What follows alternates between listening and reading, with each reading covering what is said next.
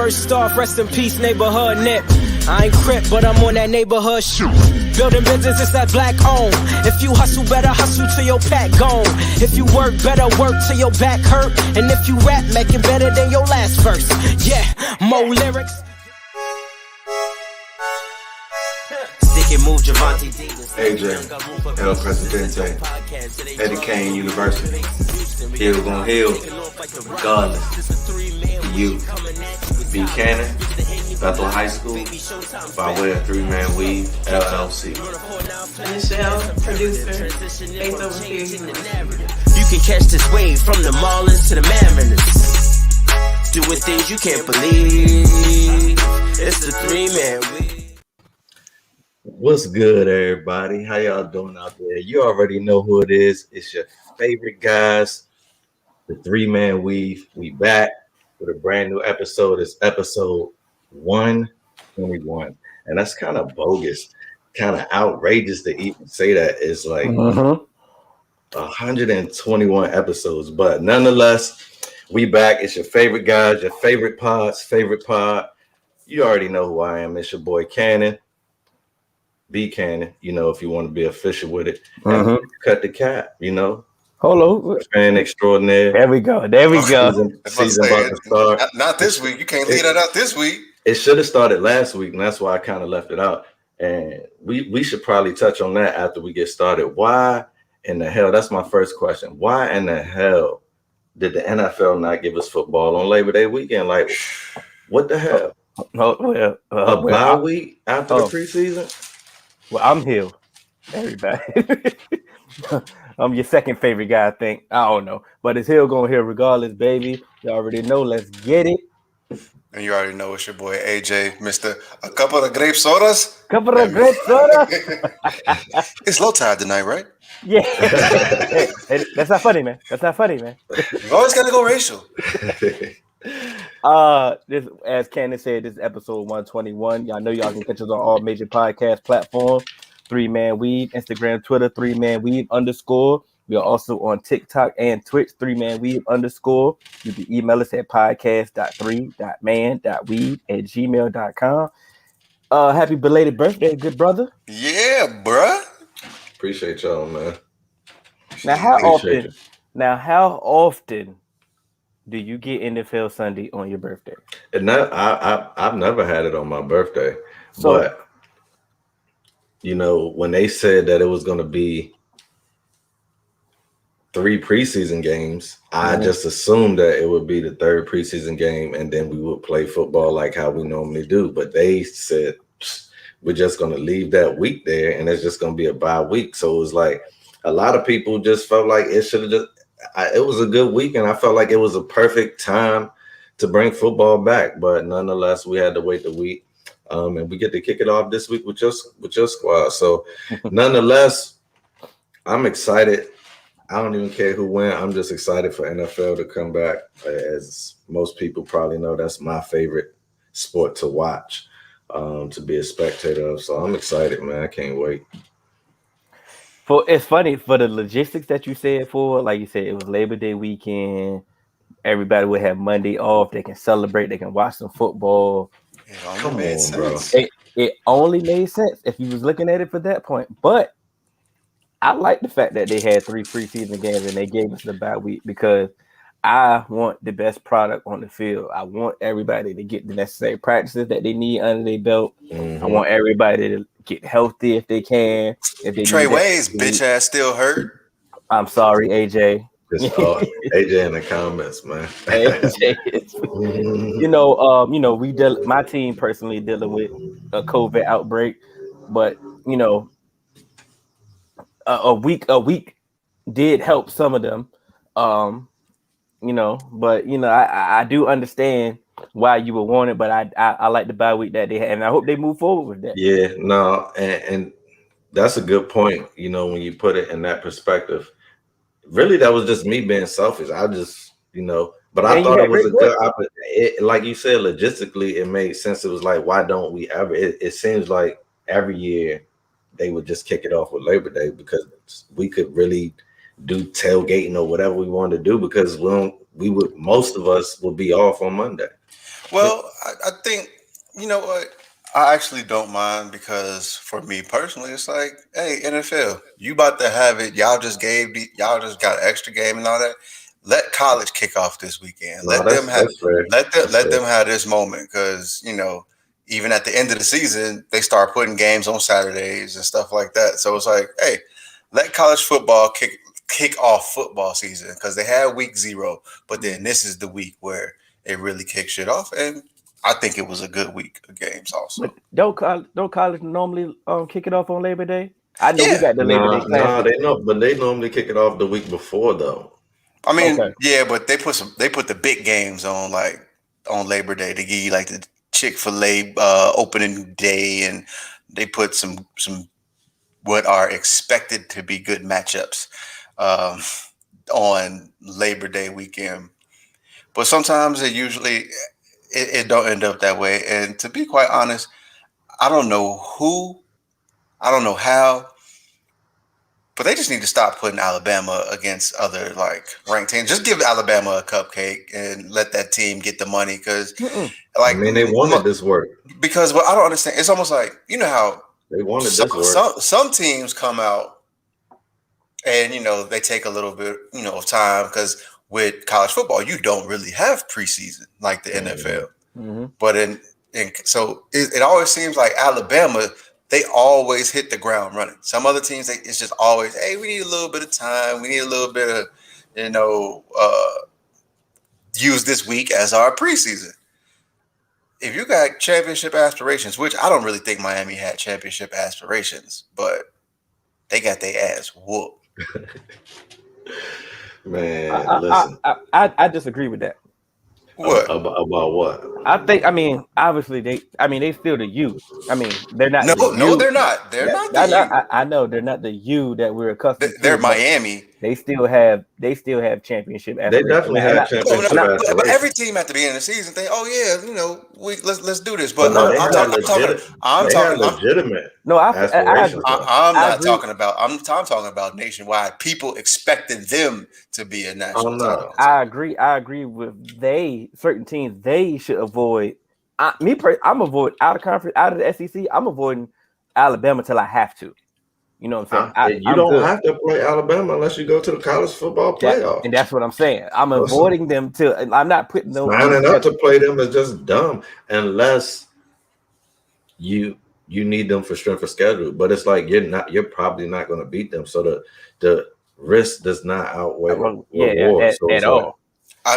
To be quite honest, I only do truly believe that there are like one or two teams that would be able, like a year, that would be willing to face Alabama to open the season, like when like the Trevor like the Jimbo, like the Trevor Lawrence Clemson, definitely the Deshaun Watson Clemson, maybe an Ohio State team or something like that, but not every like FSU team. But if I'm those teams, I'm not scheduling that for the first game at all. Oh, 100%. I get you. Because I know I can get there. I can get to the big dance and face them if I need to. If I handle my business.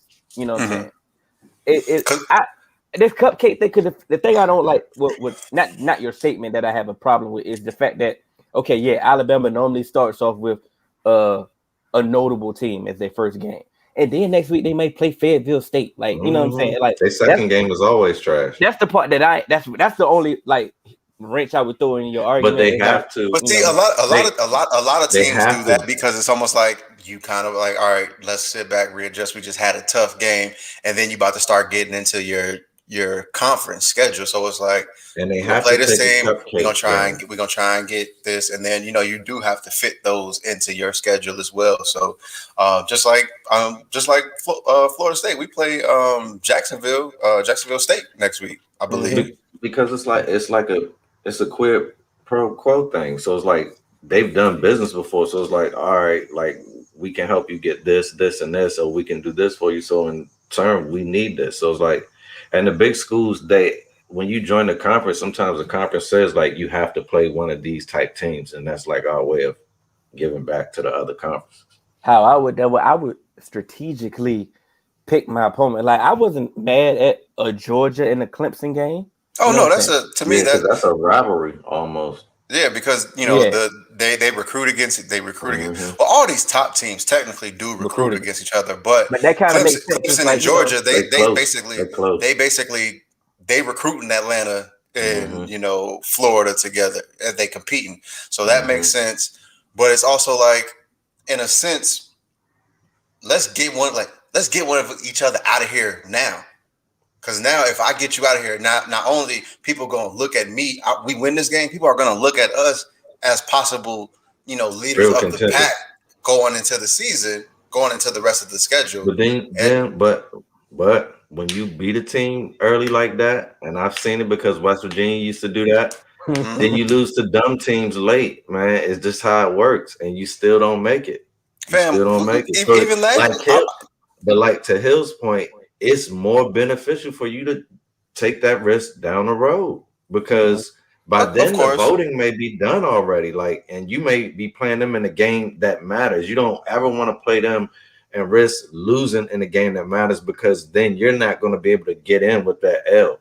They are. If you beat them, they'll probably still make it. But here's another thing. Also, it's a lot easier to get in with an early L versus a late L. They pick and choose that, in my opinion. No, of course, but it's man favorite. It depends. Half the time it's really, if you in the SEC and you got an L, they gonna let you in. Even if, but it should be based off who you lost to, though, and sometimes it's not. It's supposed to, with the strength of schedule and quality of opponent and stuff like that.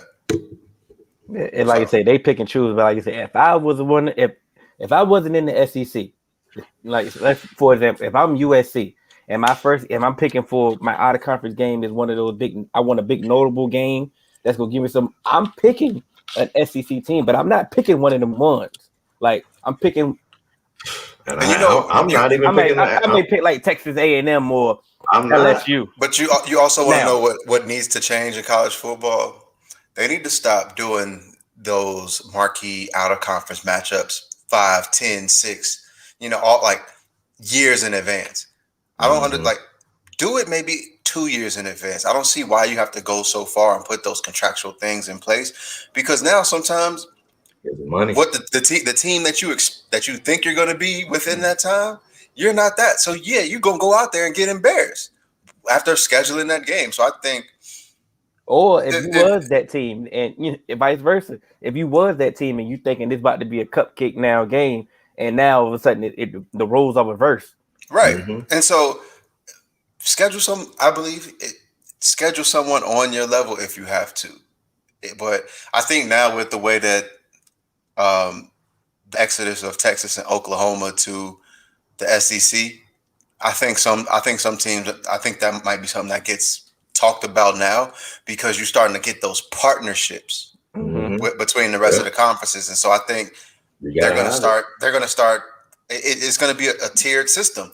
Top teams in the ACC may play the top teams in the Pac-12, but then those mid-level teams might play some mid-levels, and then you might have a team jump up and say, we'll play you as a Pac-12, and you can take, this team off of your, like, if you have this slot, put us here, and you don't end up not scheduling a cupcake. So it's not necessarily, hey, you're hurting your strength of schedule. You still can say we have 3 Pac-12 teams on our resume. SEC only has, a FCS opponent that they beat by 50, but they're supposed to. But we have a tougher strength of schedule because we have had 3 out of conference Pac-12 teams, just to try and build their resume up a little bit. And it should. I mean, hypothetically, it should work that way, but it doesn't. I'm about to say you are going to be pissed because tournament time, Canada's going to go blood. I'm trying to tell you. Yeah, because it's going to be we've seen undefeated teams not get in, so it's like, bro, you already know. I don't care what your schedule is. If you're not one of the fan favorites, bro, and you get a loss, you may be done, even if it is week 1. So, you could go 9-0 after that. It ain't gonna matter. But Alabama can lose the week prior, bro. They're still going. Didn't they lose in the SEC championship or something like that one year and still got in? And the undefeated team they were left out, bro. And that's why the system is terribly flawed, which is why I wanted originally. I always wanted more playoff teams, but essentially it would just be the same thing still happening no matter what. Like even if you do 50 teams, 54 and 52 and 54, they're gonna get slighted for someone who's more popular just cause, and it ain't gonna matter about what they actually did on the field. Absolutely. Yeah. You think we ready, AJ? Yeah. Think we ready, Cannon? Yeah, man, let's do it. We got a guest, you know. Keeping this thing rolling. We got a guest. We're gonna let him introduce himself, plug all the things he got going on with himself. What's going on, sir? What's going on, fellas? Thanks for having me, man. Appreciate it. What's going on? Welcome. Good to see y'all. Introduce yourself to the people, my brother. Appreciate it. Hey, my name is Brian E. As you can see in the corner, I run SSR Sports Sleep Repeat. I also run a 4QQ. Huge college football fan. I'm glad I came in at the right time. I heard you guys talking about college football. So agree and disagree with a lot y'all saying, but I roll with that. I'm just but go ahead. Yeah, let us know. Yeah, go ahead, jump right in. Yeah, because this your lane. Yeah. So wait, what was the topic? What we are discussing? So right now we're discussing the Labor Day weekend schedule. It's almost like if you have Alabama on your schedule, you're set to open up with an L. Mm-hmm. And we got into kind of just like how the scheduling is in college football. We were talking about scheduling years in advance, and how that needs to change also, where it's like maybe do a year or two, where you can actually kind of see the trajectory of your team before you go out and face another top 10 team. And next thing you know, you come into that season unranked and then you get embarrassed. Yeah. Well, the scheduling years in advance, we all know what that's about. It's about money. Absolutely. Yeah. That's about the it's not about, what team they project is going to be good 10 years from now. That's about money. It's about building up and then when that time comes, accumulating that money as the time comes. And when the time comes, it's going to be a mega game, right? So Alabama-Miami game was scheduled like 6-7 years ago.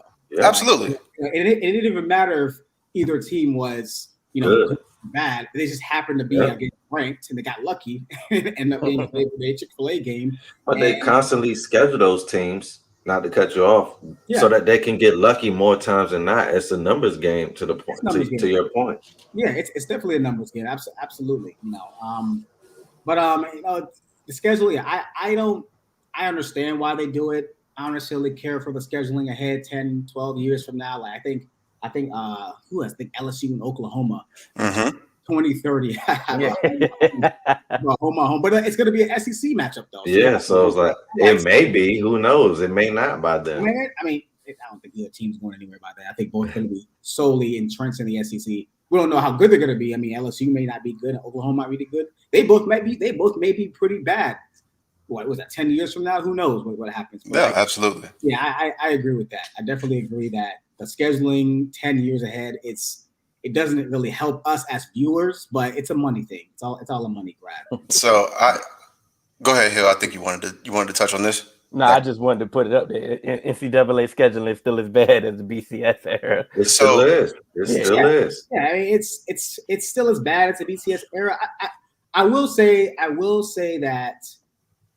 Well, I won't say it's as bad. I think the BCS era was worse. I think teams now it was worse.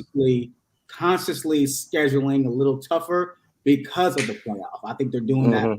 I think that's what's kind of helped the scheduling. Oh, well, not now, but like 5-10 years from now, you're going to see more of these big blue blood matchups in the beginning of the year because you want to front load your schedule. Well, if you have that big win, you can say, "Oh, look, we beat Clemson week 1." That should hold. It should hold its weight until the end of the year, right? But with all these, honestly, with all the conference alignment now, that's my point. Exactly. That's my point. I do want to get to this because now I know where you may be going with this, but we were talking about the playoffs, and Marcus Cannon actually chimed in and he said it's better than the old BCS. It is better. As to me personally, so but not by a lot. I'm gonna kind of give my thoughts because I see there's gonna be plenty rebuttals here. But seeing how college football has morphed now makes me actually miss the BCS because there's not a lot of meaning in the college football season anymore. When you had the BCS, everyone was still trying to get to those top two, the top two in the BCS for the championship. But if you didn't make it, then you had, meaning in the Rose Bowl with the Pac-12 playing the Big Ten. You had meaning in the Sugar Bowl with the SEC team possibly getting a Big 12 matchup or somebody getting an at-large bid. It meant more in those New Year's 6 games. To me, it felt like it had more meaning and people actually got up to play those still sometimes. And the way that things are set up now, it's almost like once you have that loss, if you're not Ohio State, Alabama, Georgia, or Clemson, and you have a loss, you're almost looking at it as your season is done, and there's nothing else that you're really looking for. And in the BCS, there were so many complaints of, we should be in the BCS title game, and we're still having that in the playoff era. So did things really truly get better outside of you having more playoff games that people are watching instead of people watching New Year's 6 bowls, and the other bowls actually had meaning too? Let me go first. Are you finished? Sure. I didn't mean to cut. Let me go first because I know mine is short. That's when you got to the bowl games, that made perfect sense. I understood what you were saying. Yeah. But my thing is, when it came to the BCS championship game, they made up any logic that fit that narrative that year. It really didn't. It changed every single time. Nothing was the same. Is though with the 4, right? But at least with the playoffs, we understand. Damn, it's the playoff. Like, okay, we did. Maybe this ain't the national championship game that we did, but at least we had the playoff to see it. You feel what I'm saying? Like they gave us at least a template format that we can at least follow. That's all I got. And real quick, I just want to piggyback off here. I do agree. The nostalgia of the other bowls, like the Fiesta Bowl, the Sugar Bowl, they took a hit. They definitely took a hit, and I did enjoy those other bowls. Those were big time bowls. They were like 5, really 6 if you counted the Capital One. You know what I'm saying, on New Year's Day, like really 6 major bowls, and then there were a lot of other little ones, but minus the bowl games and the prestige and the nostalgia of it. The way that the BCS did the scheduling, they said it was a computer algorithm, bro. There was no computer algorithm. It's like Hill said, it was people, whoever were in charge of it, some writers and some people with money, some TV execs who were in charge of it. Like, it's literally whatever story that they wanted. If the 2 biggest teams that we can get together to make the most money, that's what we're going to say the computer said, regardless every year. And that, to me, I feel like the playoff has a little bit more integrity than that. Yes, they still favor top teams, blue blood teams, but for the most part, it is based off the results of your schedule. So I'll say. Let me start with what Mr. Williams said about the bowls. I agree with you. I definitely agree that college football, the bowl games meant more. The BCS bowls meant more. The Fiesta, Sugar, the Orange Bowl meant a lot more. The Rose Bowl was like this. They called the granddaddy of them all. Yeah. Right? Because the Big Ten, it was the Big Ten versus the Pac-12, right? So, so I agree with you. Like what Cannon said, the nostalgia is kind of gone, right? Because now if you don't get into the playoff, it's like, I don't really want to go to those ball games, right? So it kind of has lost its luster. And the one thing that made college football in the BCS era, it made you either love it or hate it. Was the narrative. It was the talking points, right? It was like, because I always go back to the one year that was back in 2003. This was the most controversial year. I know you guys remember this, right? Is this Miami, Ohio State? It was actually, remember, Auburn went undefeated. Oh yeah, Auburn. Yeah, Auburn went undefeated. The split championship, LSU between LSU and Oklahoma, and then it was I think it was USC in Michigan. That was the worst thing ever in sports, bro. But as soon as you say that, but everybody either loved it because like it gave you for the players though. Imagine for the players. They couldn't settle it on the field, right? The computers kind of decided. So like But eventually, people were saying, "Look, you want to see it on the field." Because then, fast forward 4 years later, what happened? Boise State beat Oklahoma. Yeah. Everyone was like, "Oh, see, look, if you put Boise State in the playoff, they could beat Oklahoma, it's that and the third." So everyone wanted to see the little guy against the big guy. That kind of sparked that, right? So what we have now is what everybody wanted, but it's super flawed.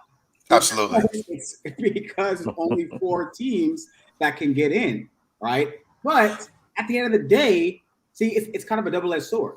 At the end of the day, you want the best teams to play each other. And the more teams you add, the more you're going to water it down. The more also, teams you add, the more you water it down. And just like go ahead. And just like Cannon made a point before you joined, what he was saying is, regardless, someone is always going to feel left out. Yeah. If you have 6 teams, 7 and 8 are going to want to be in. If you have 12 teams, 13 and 14 are going to want to be in, and say they have. And they're going to get slighted based off what they feel they should have made it, and what whoever decides feel that they didn't. You know, and so here's my issue. Yes, people feel as if the BCS was flawed, but within the flawed product, there was still a lot of buzz being generated. It was still $1 billion business, and there was still the prestige and the want to as well by the athletes to feel, I get to, play in the Rose Bowl, and I can, walk out, be on stage, collect the roses with the rose in my mouth. I can take a bite out of the orange on the stage and stuff like that as well. And when you were in those bowls and you didn't make it to the BCS national championship game, you didn't look at your season as a failure. To teams actually get. It would depend on the team. I'll say that. But see, I think is teams still, they looked at it as yes, if you were, undefeated and you didn't get into the BCS, then you still feel slighted. But say you are a one-loss Michigan team going against a one-loss USC team, and you feel like you were the best in the Big Ten, and you feel like you're the best in the Pac-12, and you feel like, hey, we are some of the top teams in the nation, then that's bragging rights still. It's like to this day, when you walk into Ohio, in Ohio, people still will wear their their Rose Bowl championship shirts. Yeah. When I lived in LA, people would still see me and be like, "Oh, are you an Ohio State fan?" Just because they want to talk about past Rose Bowls, and it's like now it's almost like when you talk about bowl games, it's like I don't even who was the national championship that year. Here's the thing though, so people always forget that from about 2003. I guess you could say I guess you could say from 2006. I think 2006. From 2006, I believe, until 2013, what conference won the national championship? It was the SEC. The SEC, right? So there wasn't a lot of parity there, as you're saying. People think there was parity during the BCS era. There really wasn't, because remember, the computers went by strength of schedule. That was a huge factor. Yeah. And every single time the SEC. Oh, supposedly. But here's my thing. What it should have done, it should have incentivized more non-conference. Like what we're seeing now, the computers didn't factor in strength of schedule. It didn't matter if Cincinnati went 14-0. But also Cincinnati's strength of schedule, because I remember that's how they ended up in the Sugar Bowl playing against Florida that year. Their strength of schedule in their conference didn't warrant them to even go over a one loss. So a lot of those teams that were, in the Mid-American, even some teams in the ACC sometimes are the Pac-12, depending on the year. You weren't playing a whole bunch of ranked opponents, and it wasn't going back and forth.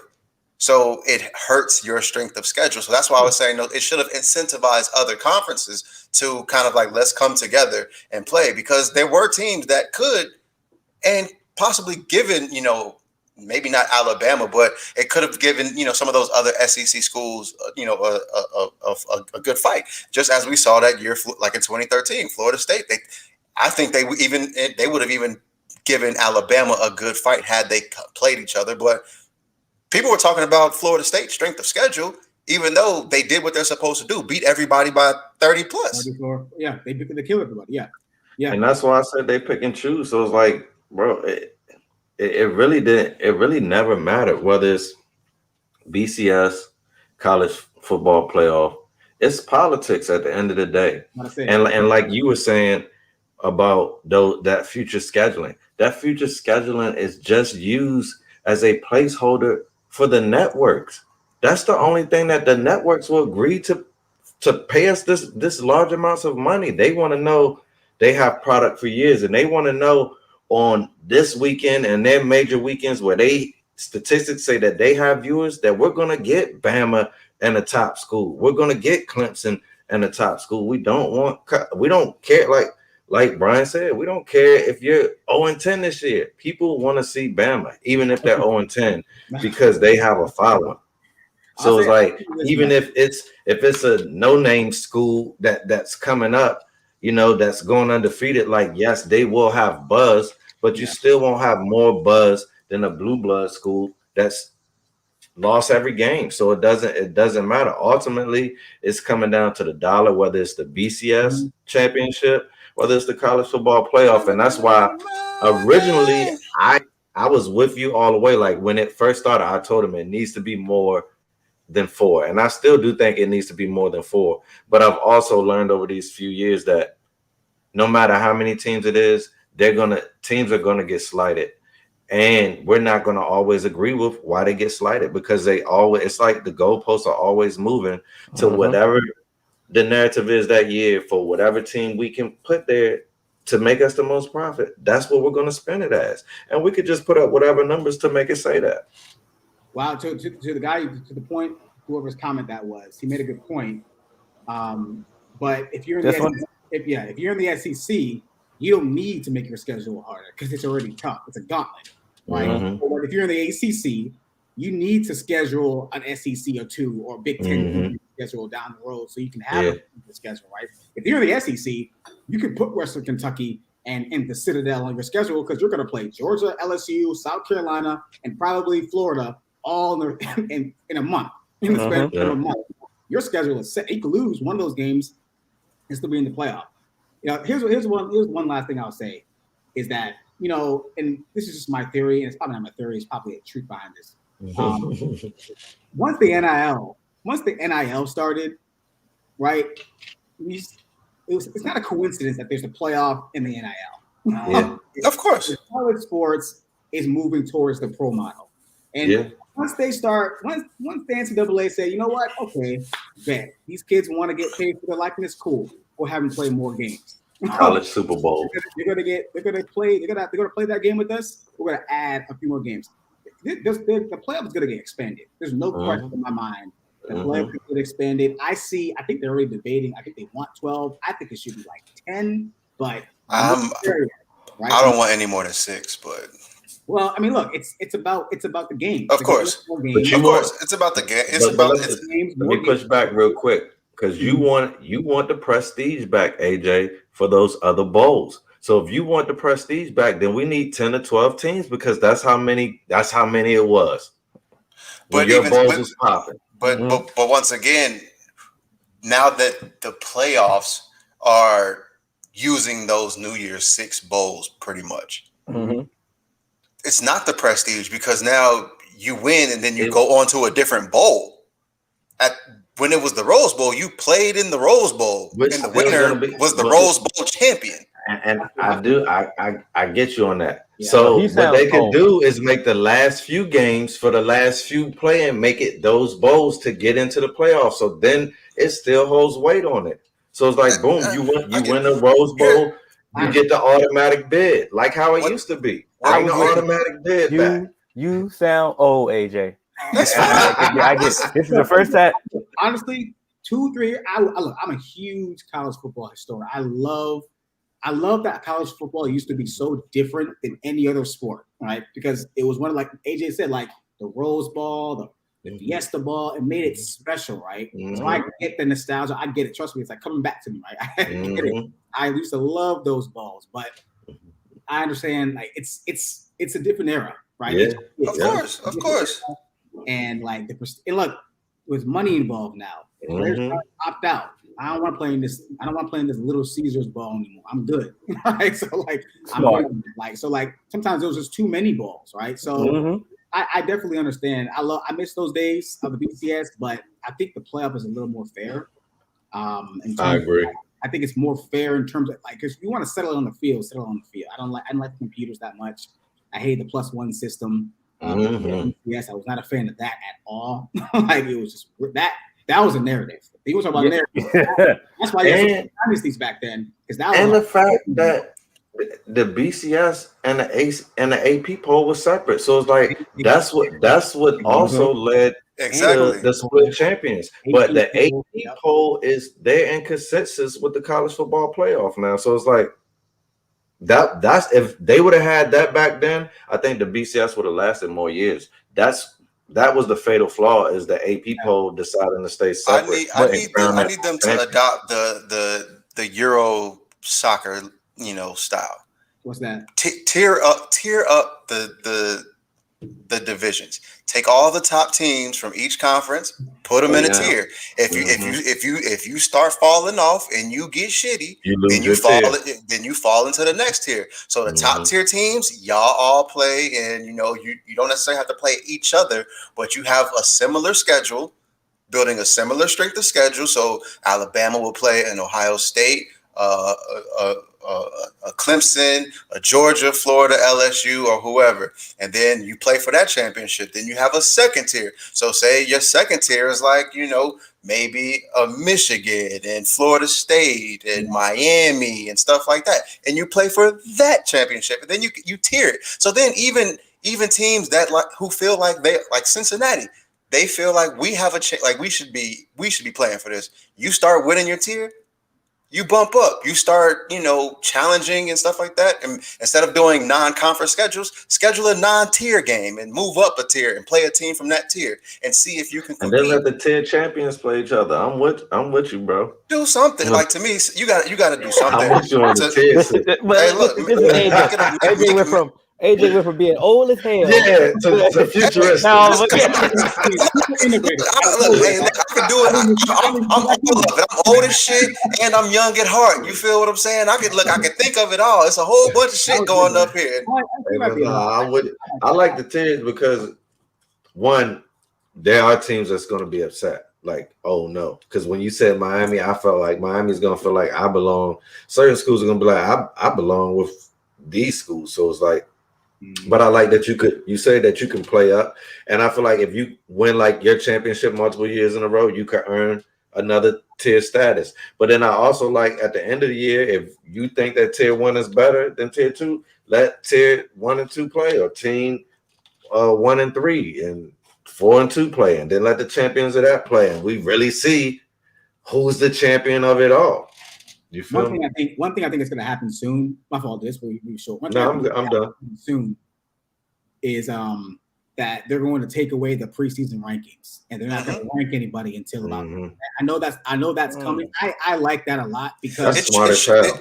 That's one, and that's another thing I did like about the BCS. Although they did take some of those rankings from it, because once again, when you have you come into those preseason rankings and you have those week 1 rankings, then teams just feel like, oh, it's a letdown. When no, North Carolina, you did not have a defense, and you knew that coming into the season, and that was the question about you. And then when you came into the season, played Virginia Tech, your defense proved that you weren't shit. Sam Howell, yes, you may be a top 5 pick, but you lost all of your weapons. You lost every single weapon you had.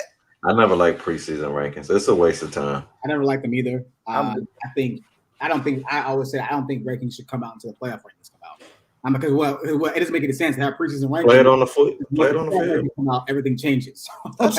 So I never like that. I think they should have no rankings. Like, everybody just play, and then they rank them 125 come November, and then I'm good with the no rankings. I'm good with the tier thing. When it comes to the playoff system, can I just get a criteria? Can you tell me the criteria for this tier? If you tier 1, can you give me your strength of schedule has to be this? A real formula.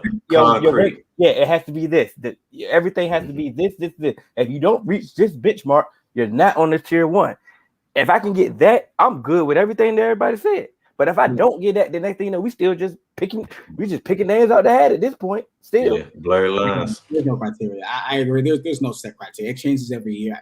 I mean, I don't think it changes every year, but the level of importance of whatever criteria is there. Like if it's straight the schedule this year, it might be head to head. It might be, conference wins, non-conference schedule. Like they always choose which is more important that year. Like there's a set criteria. I do believe that, but they decide what is the most important criteria this year. Definitely popularity. Yeah. Definitely popularity. I don't know what's going on between Jarvis and Mark, but they are going at it in the comments and see who got the comment of the night. Like the boys is going at it in these comments. But just shout out to Jarvis. Jarvis finally kicking facts, man. About you time. feel what I'm saying? That's why I want to Who got that boy phone? I'm gonna give it to Jarvis then. I don't think it's Jarvis. Because Mark doing what he always do, but Jarvis is in here kicking facts. Finally, you know what I'm saying, right? So what's going on? Hey, just go like this, Brian. When you gotta go, I know you gotta go. Okay, so Brian, before we get, I want to make sure that we touch on this because another Brian was wilding on Sunday, and I just want to know your thoughts on what bro was talking about. So let's just listen in real quick on what your guy Brian Kelly had to say.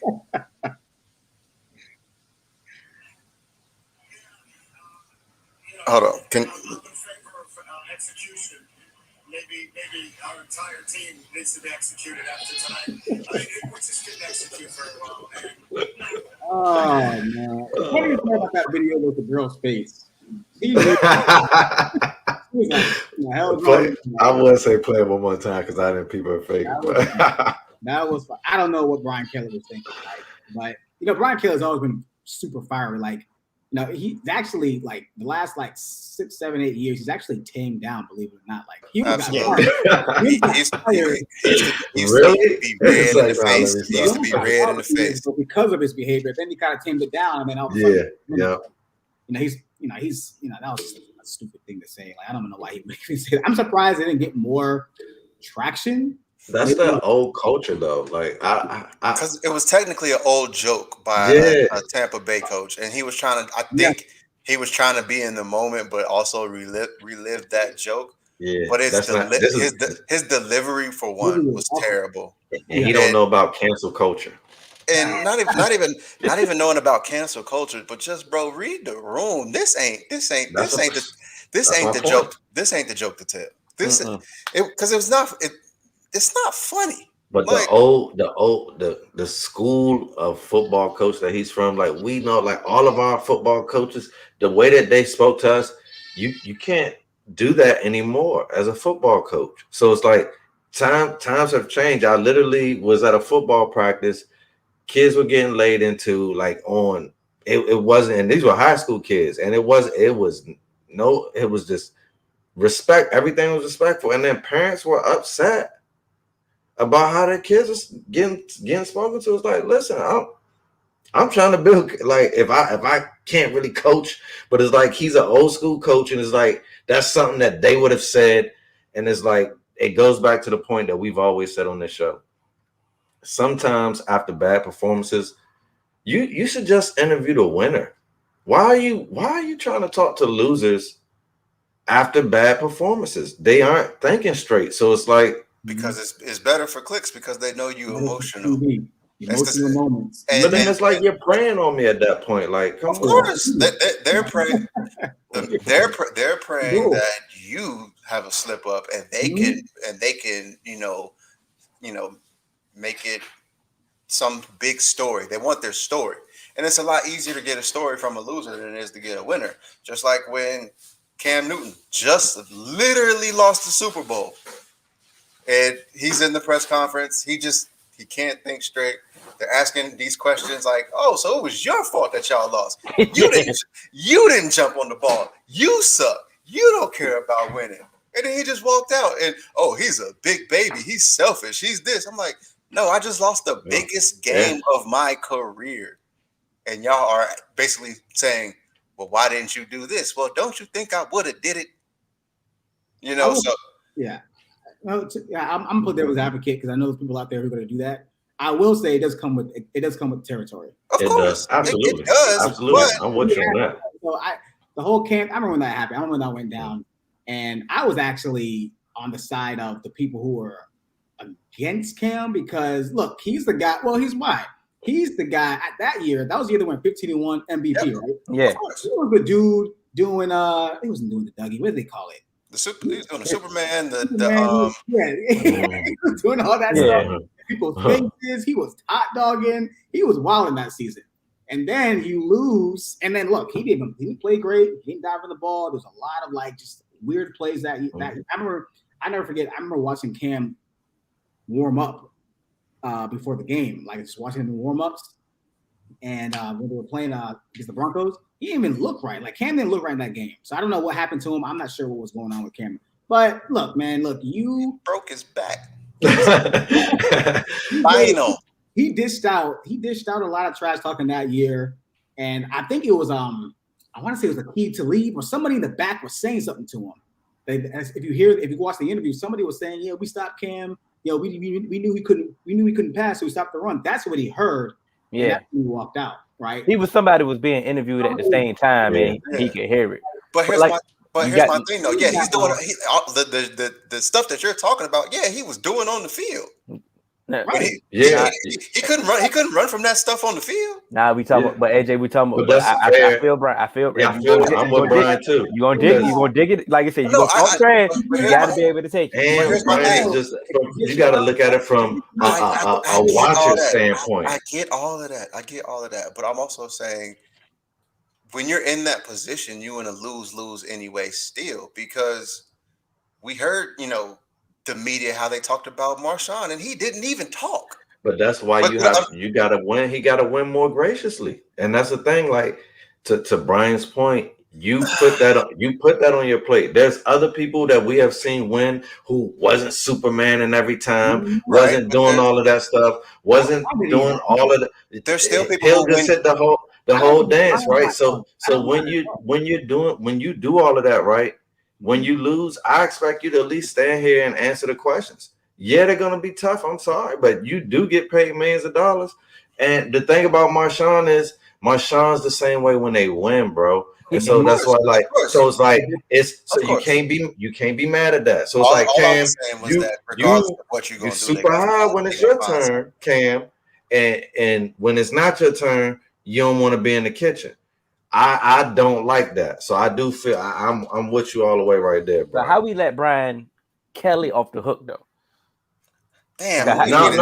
Because we don't say. But Brian said that we're gonna hold him accountable because one, he should have never said that. That executed one. First that was. I don't like Brian Kelly. Anyway. It was way out of. Definitely way out of line. I think it was one of those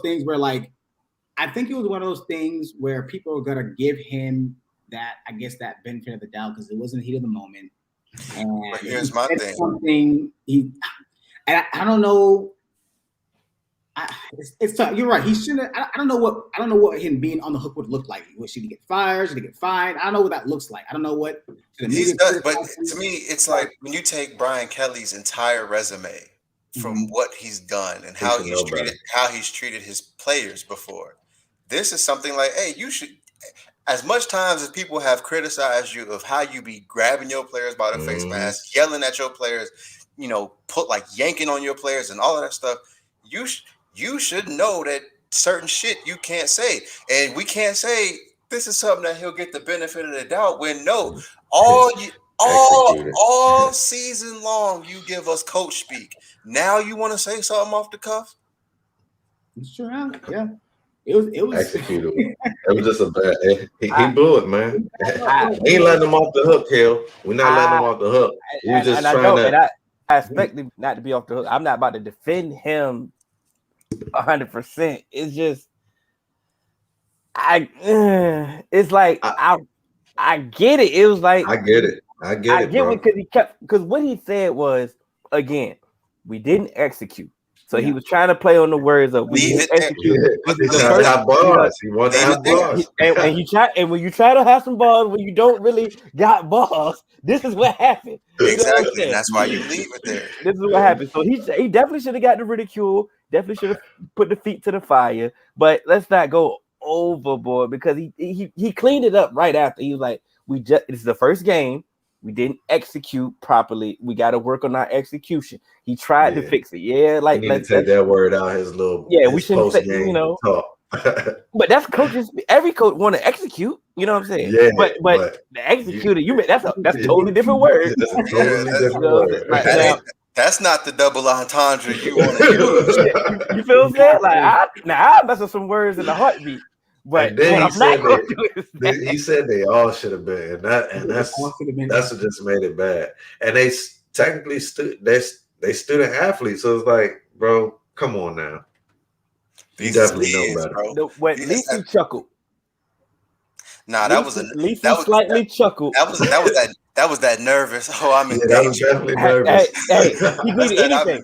That's that I'm in danger chuckle. He needed anything because if he'd have just said it like Nick Saban would have said it, like in one word, like one sentence, you know what I'm saying? But Nick would have meant it. And you feel what I'm saying? With no chuckle. You know what I'm saying? We about to go out here. We got to go in the back right now. That's how Nick would have said. And you would have thought so. You're like, damn. Somebody might Bryce Love. And they wouldn't have said nothing had Nick I'm a said little it. disappointed. I don't know if anything's come out. I haven't researched it, but I'm a little disappointed. I haven't heard him come out and apologize or. He won't. He fixed it the next day. He fixed it. He was like, yo, I told a joke. I thought. I mean, it was a weak apology. Don't get me wrong. Like, once again, I'm not vouching for him, but he tried to fix it. He said, yo, it was a joke. I thought everybody knew I was joking, you know, yada, yada, yada. It was a Brian Kelly apology. So insert apology, insert Brian Kelly, you know, make your own. Make your own double entendre. So, Brian, I know you're a big college football guy, but what about the NFL? Oh man, I'm a Steeler guy, man. I'm yeah, it's just I want to say it's about to be your time. I'm about to see that signal right there. Would you look at the time? Oh man. Hey, I'm a Steeler. I'm a Steeler for life, man. Been so. All right. Yeah, man. Well, Hill, you take it over. I don't even want to talk to kids. I got it before. How long you got, Brian? How long you got? About 5 minutes. You cool? Cool. Well, let's go. I know on fourth quarter, y'all went through the divisions. Y'all broke down each division. Y'all gave y'all critiques on or analysis on each division.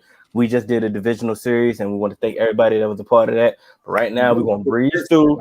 Great what happened? No, I said great series y'all did. Oh, appreciate it. Yep. Thank you. Let's go through the division and pick out our winners. Okay. And then we'll find in the finale. We'll say who we got winning the Super Bowl, our Super Bowl prediction. So let's start off with the best division in football, the NFC East.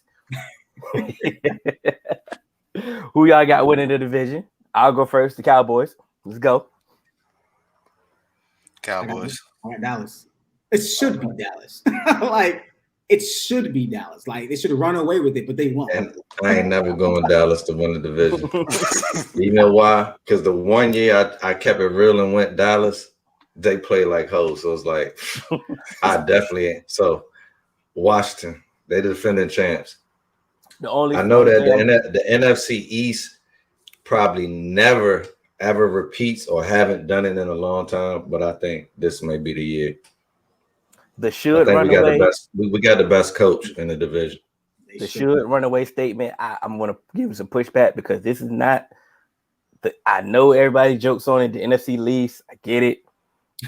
These teams have improved. 3 of the 4 teams have. I'm about to say they have improved. Even the 4th team, they improved, bro. They got rid of Wentz. They got rid of Wentz. That's one up. Me. What happened? What'd you say, bro? That's addition by subtraction. Get it Thank you. Come on, okay. man. So as I was saying, everybody improved. So it's going to be a better division. So the should run away. I'm just going to push back. It's going to be tough. We should win it. 9 wins will win that division. Oh yeah, we're going 11. We're going to get 11 because of the extra game. Oh, the extra game, right? Okay, yeah. So I think it's 10 this year. Well, let's go to y'all division. AFC North. Who wins that? Oh, we win that. Pittsburgh's winning that, man. We win that. I'm super proud. I'm not just saying that. I'm not just saying that as a fan. I think people. I think we still have. No, I don't want to say that. I think Baltimore has the best quarterback in the division. I was about to say because I definitely got the Ravens. But they have lost 2 of their top running backs. They're bringing Le'Veon Bell, who's not the same dude, and Latavius Murray just got cut by the Saints, and I know the Ravens are on speed dial. They better be. Yeah, we literally just said he might be on his way right now. We gonna get the report soon. But I think the one thing I always hold on to, get the best coach in the division by far, and that's Mike Tomlin. We get the most out of our players, the most out of the team, and every time, and I know Stephen Fogman, every time I say this, he says, "Oh, no one ever counts the Steelers out." People love counting the Steelers out because people love to hate us, and they always like to put us like that third or second, not going to win the division. But Mike, with Ben coming back, with Najee Harris, who I think is going to win Rookie of the Year this year, who I think is my offensive Rookie of the Year, with that running. Our offensive line is not the best, but I tell everybody all the time, we couldn't run the ball last year.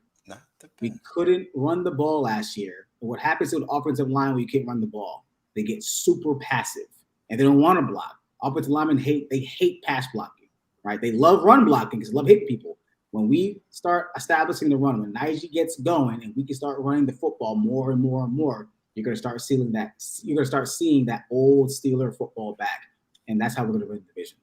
That's how Cannon, who you got winning the division? Baltimore. Okay. AJ?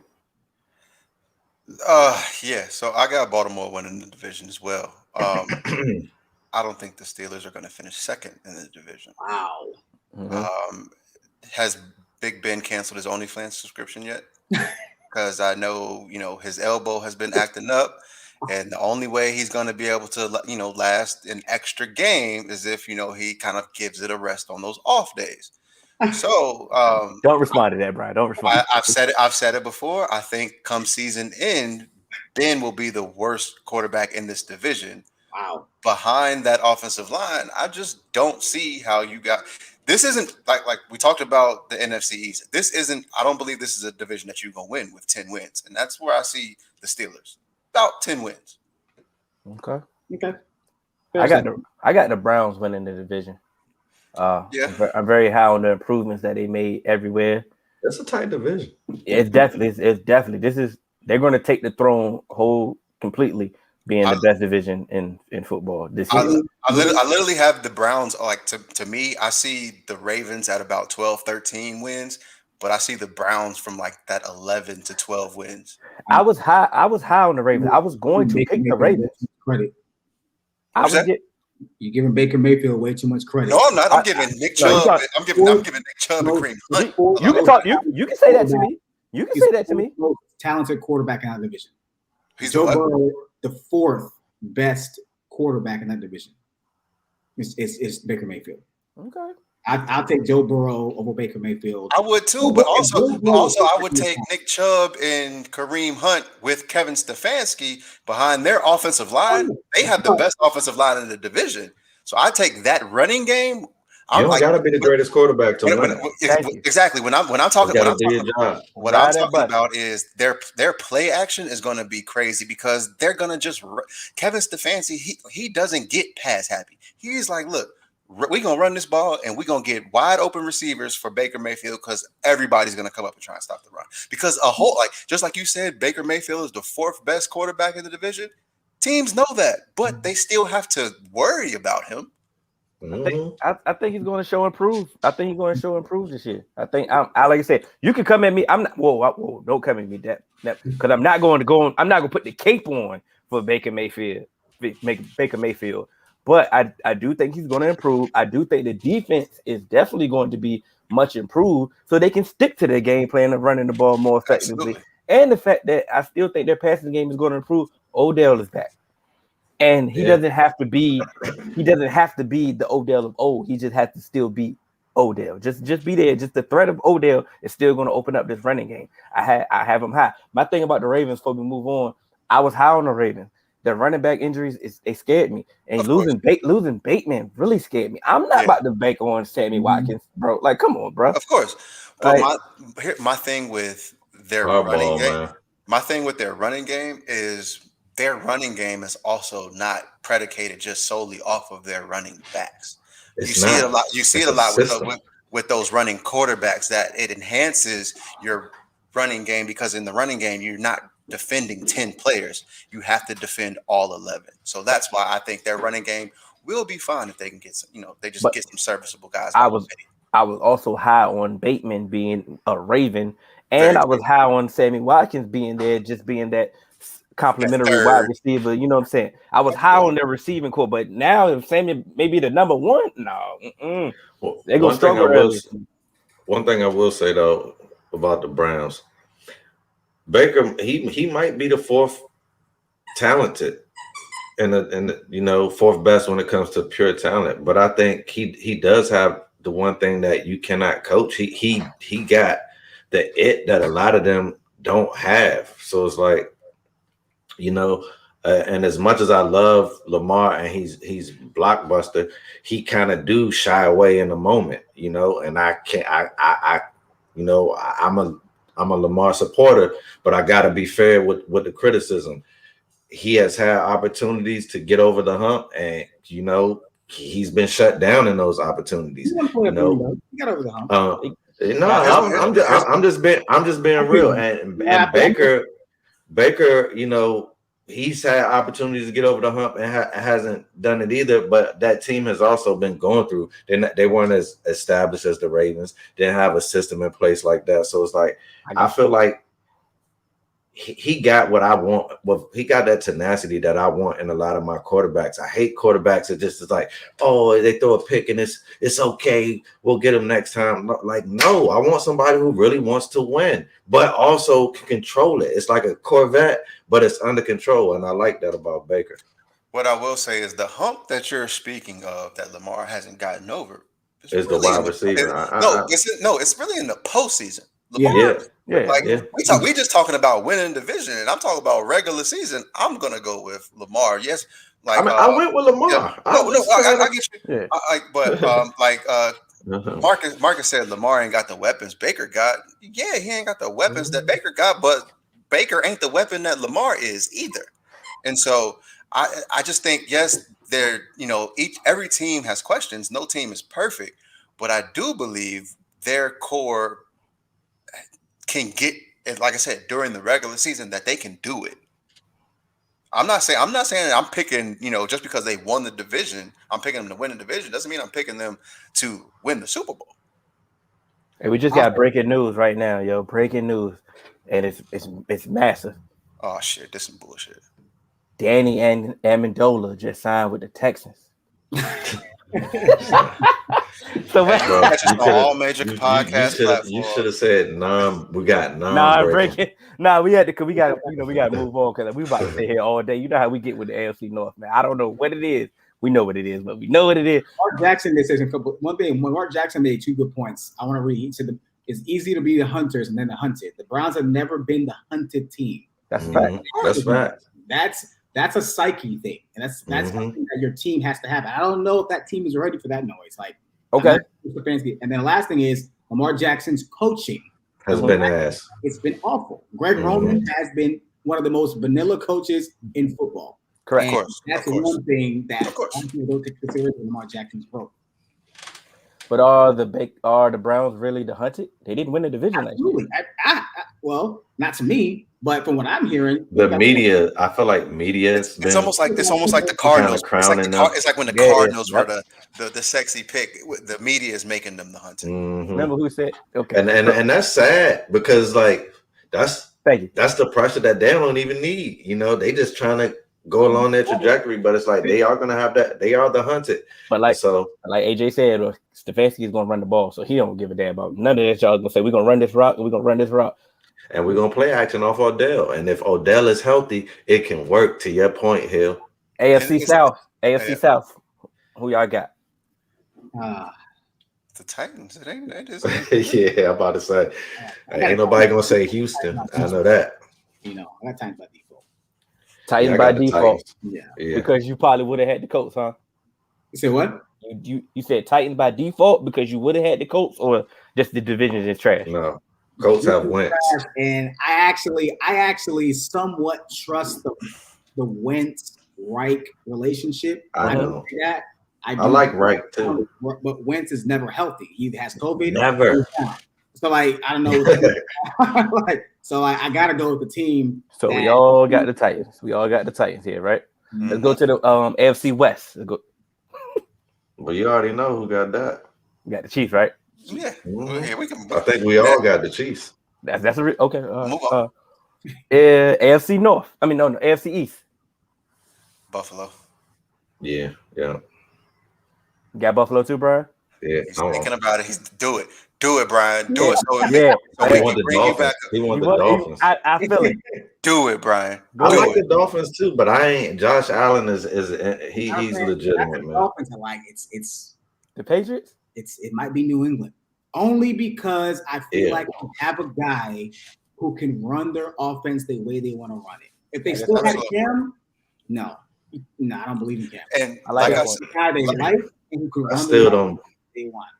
Like I said last year, though, they are dangerous because of the COVID opt-outs that they had last year, were a lot of pivotal guys, and they're gonna bring a bunch of guys. That defense has the possibility of being top 10 defense with some of the guys that they brought back, and being in Belichick's system. So, who knows? It's the same thing I say with the AFC North. It's the Steelers just having that psyche of being used to being the hunted. They know how to win. The Patriots, they know how to win. Do the Bills know how to win? They had a great year last year. But you say the Patriots, but Mac Jones, is he truly a Patriot yet? I like Mac Jones. I do like Mac Jones, but what I'm saying, can he come in and just win a division though? In a division that's not a slouch. You feel me? Bill Belichick bubble.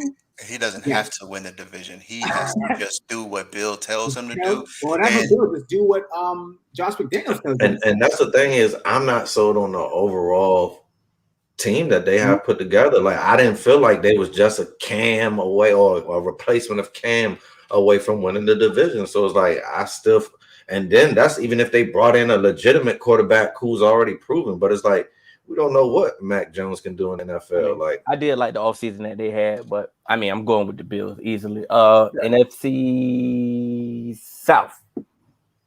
NFC South, I'm going with the Bucks. I got the Bucks, man. Come on. Yeah, Bucks. I love Jameis, but I gotta go with the Bucks. I can't go with the Saints. AJ. I'm about to say AJ, stop it. I like Jameis. Jameis is my guy. I do like Jameis. I think that they're. I think the Saints are going to surprise some people. Mm-hmm. I think Jameis is going to.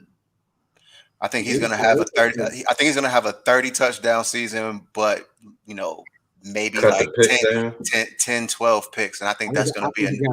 That's good. I think that's enough for them to get about 10, 11 games to get into the playoffs. Come back to the year. Come on now, Dak got that already. They might well go ahead and mail that to Dak.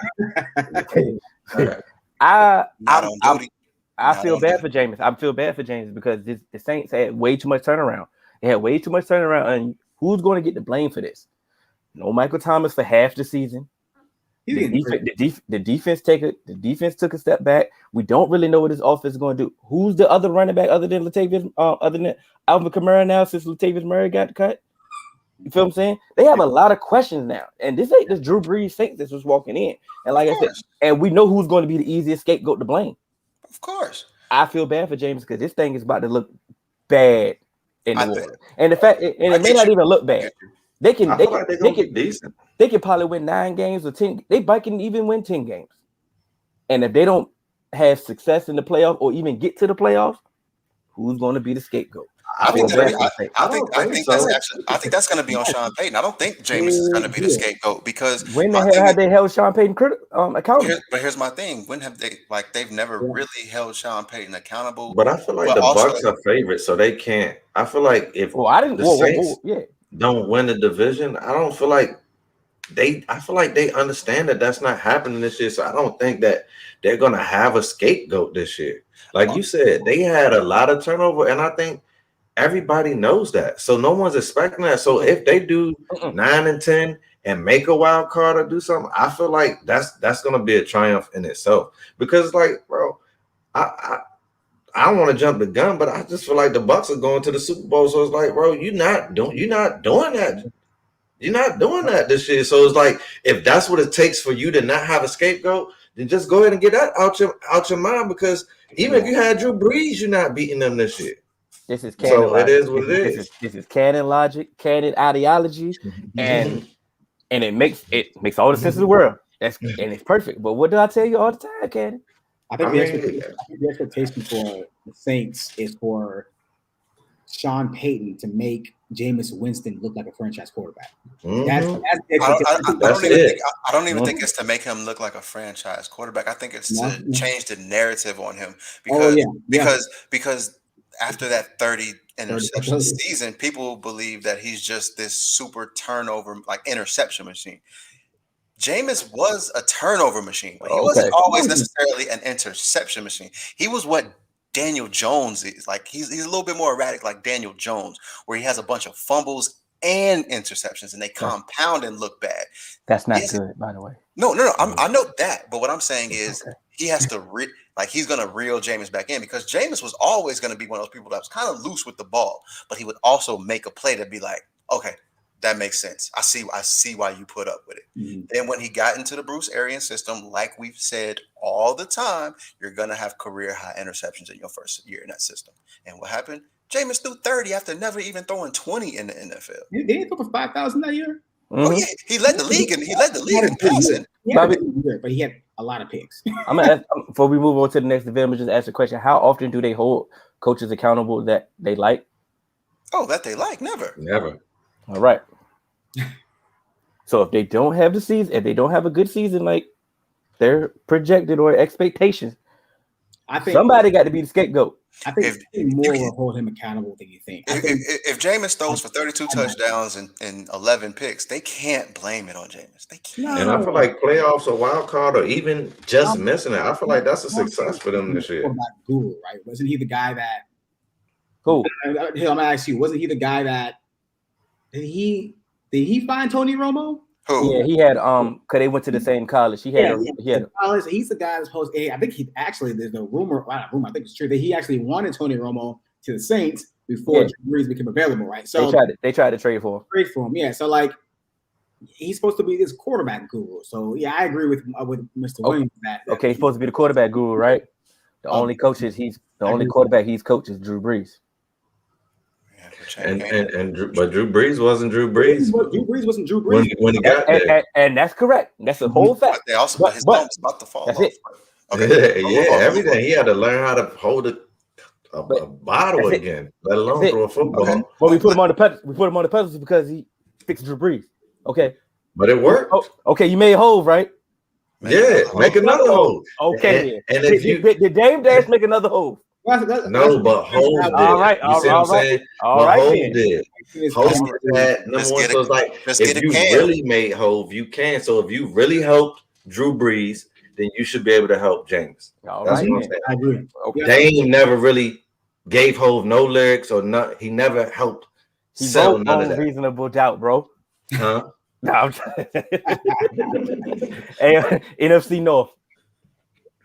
Packers. Yeah, I got Packers. Yeah, I thought you was gonna hold down your boy Mike Barbecue.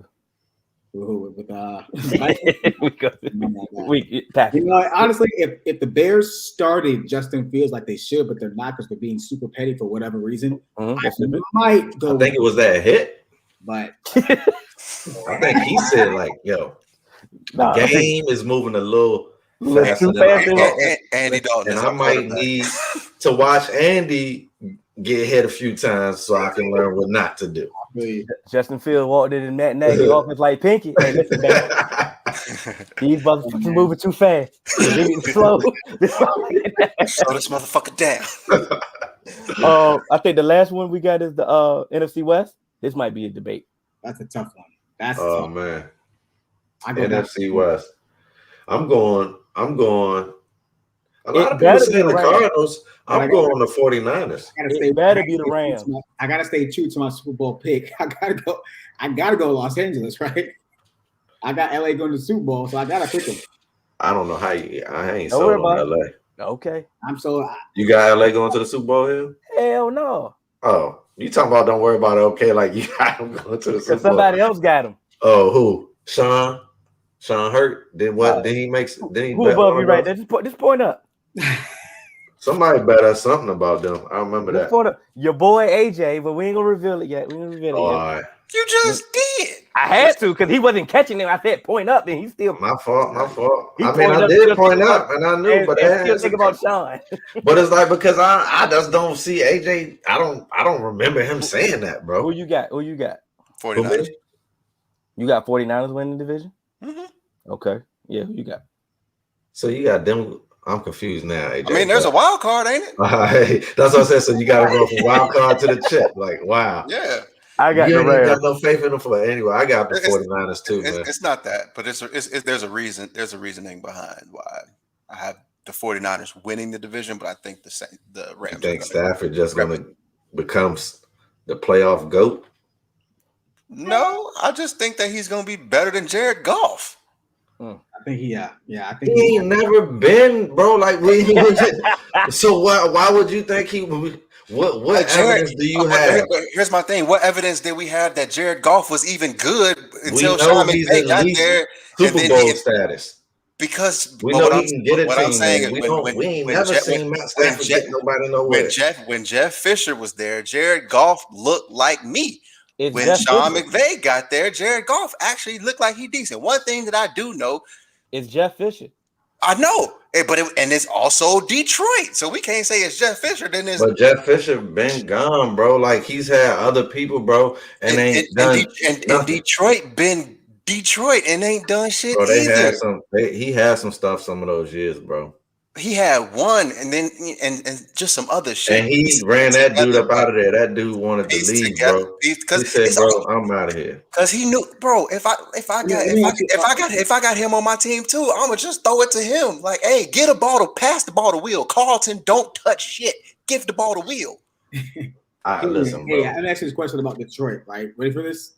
How many top 10? Oh, not top 10. How many top 10 finishes did the Detroit Lions finish in defense with Matt Stafford at quarterback?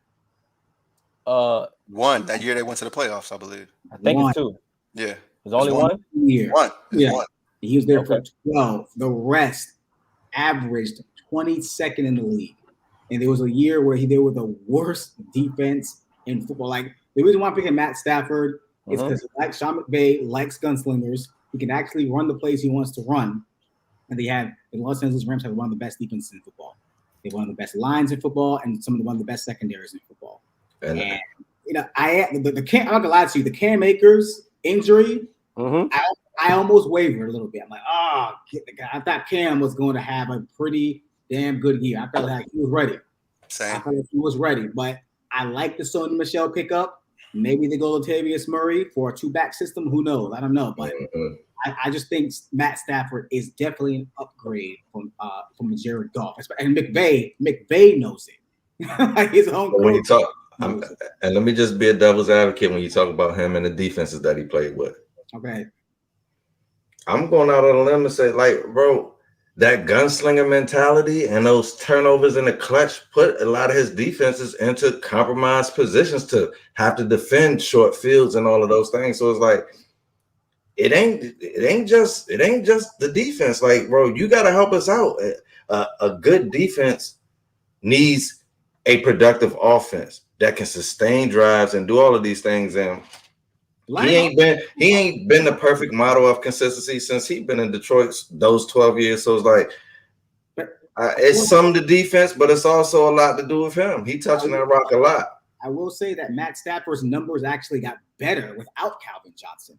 So he was actually because like they said, he relied too heavily on him, but that was also his fault. No one said you got to throw it to him every time. If I got Megatron on my team, I'm throwing it to him all the time. But even just a couple of decoys can help Megatron get open next time. So it's like 30 times a game if he's on the But just imagine if Tom Brady had him. Like, come on, like. When Tom would have threw to him, he would have been. And Randy Moss had. No, I'm just saying, like the real Calvin Johnson. Like he would have been more. He would have been more productive because it's like I'm not gonna throw it to you every down so that they can key in on to you and that they can kill you when you do it. Like we're gonna have to mix it around, but when I need it, we're gonna hit it and we're gonna hit it big. It's chess. It's not chess. Well, I think personally, I think football is more checkers than chess. I think people try to overcomplicate football. Now, when you play quarterback, it's not, man. It's you got to get them doing. So listen, I always give this example, and this is from when I played sports, right? Okay. So playing running back, and we had this play. It was 36 motion, right? Out of the wing tee, and so we're running basically a sweep, but the fullback goes in motion every time. And so it's like, all right, we used to always hit this play in the first half. It never worked in the second half because their linebackers will always start sliding and stuff. And we told the coach all year, like, bro, like, they know the play. Like, they know the play. He's like, run it. They're like, it's execute. Like, all that coach stuff. Finally, the one time we begged him, right, and just a timeout. It's a tie game, fourth quarter. We're like, coach, he called a play. We like, they know the play. And he's like, all right, y'all been saying it all year. Fine. Go in motion. He was like, you saying they know it? You take it backside. No blocks. It's naked. Took it backside. The whole thing opened up. So it's like, bro, it's like you got to play chess because we were trying to play checkers and just jump over them. And it didn't work. We had to beat them mentally because we were evenly matched physically. So I do feel like it's definitely chess. Okay. That's a good example. I'm still giving. So who got Super Bowl picks? Let's go ahead and wrap it up with that. Oh yeah, I'm going Bucks and Chiefs rematch. AJ, who you got? Rams and Chiefs. You don't even you don't even look so. Oh no, because Hill already told half of it, so it's just Rams and Chiefs. That was it's Cannon fault, man. He couldn't catch it. Brian, you got a Super Bowl prediction? I got the Rams and Chiefs. All right. I guess I'll be the wild card on this one. And AJ's gonna get a kick out of it. You know damn well I ain't picking them boys no more. And he froze. I got the Bills. I can see y'all that. hear me? Yeah, we can hear you. I got you. Y'all hear me? Yeah, come on with it, man. All right, I got Bills and Packers. Oh, that's a good that's a potential Super Bowl. I ain't mad at that. That'll be a fun one. That'll be different. I knew AJ was gonna laugh at that one. But because you killed Rodgers all offseason. But I do feel like this is the strongest year that we've had ever for a repeat Super Bowl. Like I do feel like the Bucks brought almost everything back. I really actually do want to see a repeat Super Bowl because man, the way that Pat was behind that line running, boy, I want him to go. And I feel like the Chiefs are going to win this year if they get back. But I don't put that on wax yet. I said I feel. That's not my prediction. But as of right now, I got the Chiefs and the Bucks running it back. All right. It's on wax. Oh, okay. No, I ain't picked no champion yet. Oh no, not a champion, but your prediction is on wax, and we might have to send yours in too, Brian. You know. Oh yeah, that's cool. Yeah, we sending it in. This was fun. We definitely went over our time because we definitely had through an audible because we started talking about something that was not on the pre-production meeting. But what was funny thing about it is Brian didn't even get the pre-production meeting and he came in. He spotted up in the corner, was ready. So I appreciate you. I appreciate you, sir. It was a lot of fun, man. I enjoy watching you guys, man. You guys do an awesome job. Really appreciate what you guys bring, man. So I am happy to join when whatever you guys need, man. Appreciate it. All right. Appreciate you, Brian. Yes, sir. Yes, sir. Thank you.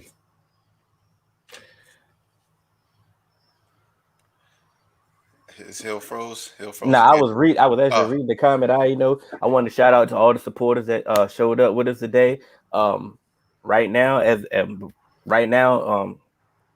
No Crying in Fantasy is going on right now. It's in the Facebook group and it's also on YouTube. So if you need your fantasy help, you get your fantasy needs, get that. It started this week. You better tune in. I'm about to be short. When them injuries happen week 1, you gonna be wishing you. Boys gonna be. Don't start crying now. Yeah, and the waiver wire is dry, but because you didn't know the people, you didn't know who to pick up. Don't listen. So don't say I ain't tell you. Don't say we ain't try to get y'all some advice for y'all team. Y'all been posting your teams in the group. Y'all definitely been posting y'all teams, man. So it's like, we try to help y'all out. Like I said, There's No Crying in Fantasy is going on right now. This is episode 121. Y'all know y'all can catch us on all major podcast platforms, 3Man Weave, Instagram, Twitter, 3Man Weave _. You can Twitch and TikTok, 3Man Weave _. You can email us at podcast.3.man.weave@gmail.com. And we